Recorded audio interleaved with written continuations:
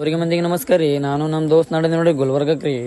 ಗುಲ್ಬರ್ಗ ಹೋಗೋ ಟೈಮಿಗೆ ರೀ ನಾನು ನಮ್ಮ ದೋಸ್ತ್ ಪೂರ ಎಂಜಾಯ್ ಮಾಡ್ಕೊಂಡು ಹೋಗಿವ್ರಿ. ಹೋಗೋ ಟೈಮಿಗೆ ರೀ ಸ್ವಲ್ಪ ಭೀಮಾ ನದಿ ಬದಿಗೆ ಸ್ವಲ್ಪ ನಿಂತೇವ್ರಿ. ನೀರು ನೋಡ್ಕೊತ್ರಿ ಪೂರ ನೀರೇ ಕಮ್ಮಾಗಿತ್ತು ನೋಡ್ರಿ. ನೀರು ನೋಡ್ಕೊಂಡ್ ಗಿಸಿ ನಾವು ನಡೆದೇವ್ರಿ ಗುಲ್ಬರ್ಗಕ್ಕೆ ರೀ. ಗುಲ್ಬರ್ಗ ಹೋಗೋ ಟೈಮಿಗೆ ಬರ್ತಾವತ್ ಬದಕ್ಕೆ ಸ್ವಲ್ಪ ನಿಂತ್ಗಿಸಿ ನಾನು ನಮ್ಮ ದೋಸ್ತ್ ವಡಾಪಾವ್ ಅಂಗಡಿದಾಗ ಹೋದೇವ್ರಿ.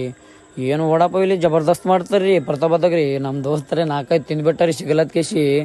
ನಾನು ನಮ್ಮ ದೋಸ್ತ್ ತಿಂದ್ ಕೇಸಿ ಮತ್ತು ನಾವು ನಡೆದೇವ್ರಿ ಗುಲ್ಬರ್ಗಕ್ಕೆ ರೀ. ಗುಲ್ಬರ್ಗ ಹೋಗೋಣ ರಾಮ ಮಂದಿರ ಬದಾಗ ಬಂದೇವ್ರಿ.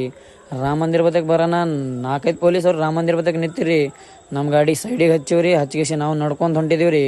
ನಮ್ಮ ದೋಸ್ತ್ ಏನೋ ಆನ್ಲೈನ್ದಾಗ ಹಾಕಿದತ್ರಿ. ಆನ್ಲೈನ್ದಾಗ ಅವ್ನ ಕೆಲಸ ಮುಗಿಸ್ತೀವ್ರಿ. ಅಣ್ಣ ಮಾಡಕತ್ತ ನೋಡ್ರಿ ಆನ್ಲೈನ್ದಾಗ. ಅಲ್ಲಿ ಅವ್ನ ಕೆಲಸ ಮುಗಿಸ್ಬೇಕಾದ್ರೆ ಪೂರಾ ಲೇಟ್ ಐತ್ರಿ. ನನಗರೆ ಪೂರಾ ಬ್ಯಾಸರ್ ಬರ್ಲಕತ್ತಿತ್ತು ಕೂತ್ರಿ. ಮತ್ತು ನಾನು ನಮ್ಮ ದೋಸ್ತ್ ಆಟೋದಾಗ ಬಂದೀವ್ರಿ.